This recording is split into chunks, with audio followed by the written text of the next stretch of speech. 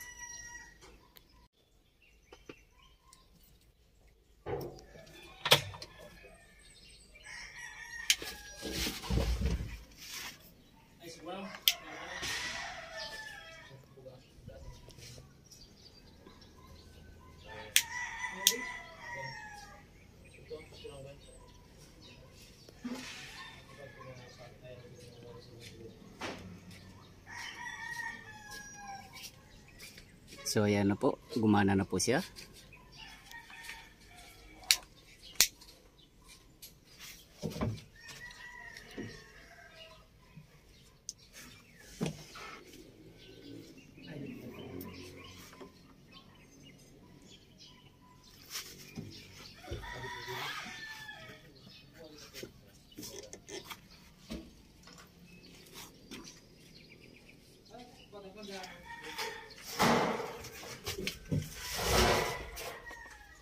So hanggang dito na lang po muna ang video kong ito. Please like, subscribe na lang po and hit notification bell para sa susunod na mga video. God bless all po.